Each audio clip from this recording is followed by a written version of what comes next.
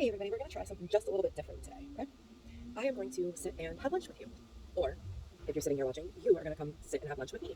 We are going to have lunch together. All you need to have lunch with me is the lunch of your choice. Hold on a moment, just drink your water. On the rock.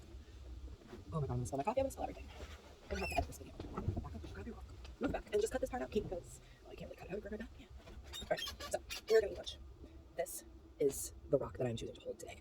I'm told it's a river rock. I don't know exactly what it is, but it does look like it's got some quartz in it. And so if anybody knows, please feel free to write down in the comments. So yeah, you started. Okay, anyway. We're eating lunch. I have my handy dandy peanut butter and jelly sandwich on my gold plate. Why am I doing this? I'm doing this because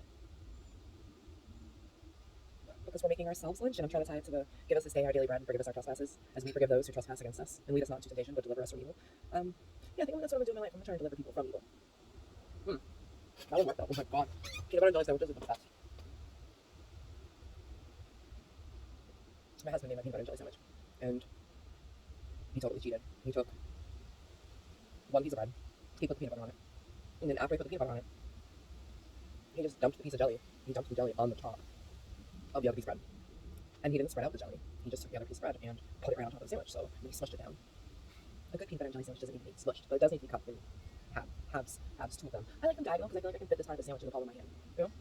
I mean, if you cut it up and down, you can fit the sandwich like across your hand, but you can palm it if you use a quarter.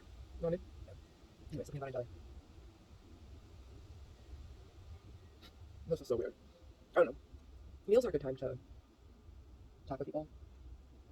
I remember when my kids were young, I took dinner time very seriously because that was the time where I would get to hear all about their day and all about how they were doing in school and all about how they felt about what they felt about, because otherwise I didn't really see them. I was doing mom stuff and trying to be a great mom, but sometimes when you try to be a great mom, you can't be there all the time, you know?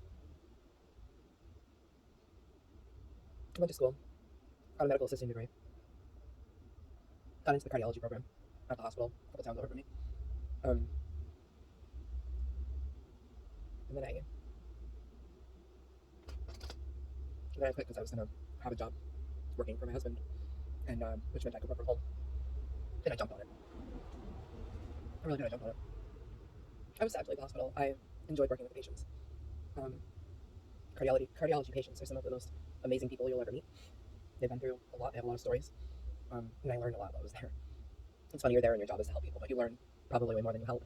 But you don't always learn it like at that time. Like sometimes you'll be sitting down. I'll be sitting down by myself, and which happens a lot. I sit alone a lot. But I'll be sitting down by myself, and I'll say, I remember what this old man told me, and it's exactly what I needed to hear about my exact perfect thought of the moment. It's like exactly what I needed, and it was something silly. I mean, the feeling is unforgettable though. When you connect two things that were lessons in themselves, and you couldn't see them as lessons because you couldn't see because everything was so freaking close to your face. You ever notice that? Like, I'm a really big space person. Like, I like having my space, and that's probably really concerning to some because I'm very, kind of all over the place most of the time. But not anymore. I really enjoy my own space lately, and it's just because there I can regulate the temperature gauge. There I can regulate the gauge. Anyway, have a sandwich left. I'm gonna put it down. That half's for you. You go ahead and eat the half. I'm gonna sit and drink my coffee. Okay. So now that we have sat and had conversation, I couldn't tell you a subject line for the conversation because the conversation went all over the place. But there's something kind of comforting about that all over the place. I wasn't speaking very fast. I wasn't feeling chaotic. I mean, now I have a warm cup of coffee in my hands. I'd like to, curl up and I don't know. There are only so many ways that one can make themselves comfortable, but you can never get away from yourself. But if you learn to get along with yourself, it becomes a little bit easier because then you don't want to get away from yourself. I couldn't get away from myself a lot of times, and during those time periods, I would, any friends I had around me, if I went through one of those cycles, I would, um, I'd leave. I'd leave because nothing I was doing was going to be good for them, and I couldn't imagine making their life hurt because of any decision that I made. But I forgot that leaving makes people hurt. I mean, you would think being an adopted child, I'd be like, duh, abandonment wounds, and yeah, I mean, I have them, but they're healed. They're healed. They were there, but they're not there now. I don't feel that way, and it all changed when I got comfortable sitting by myself. And then once I got really comfortable sitting by myself, other people would come into my vicinity, and I'd be like Medusa or some shit, like, go talk to me. I would never say that to them because I'm a mom. Moms can't say those kinds of things. That makes people feel bad. It's not the job.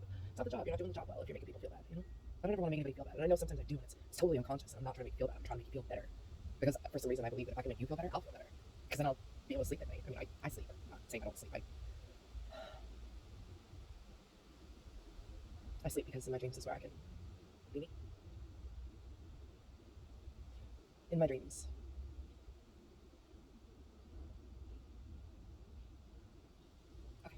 I'm gonna go now because let's just try and get through half a sandwich. Maybe tomorrow we'll get through a whole sandwich. All right.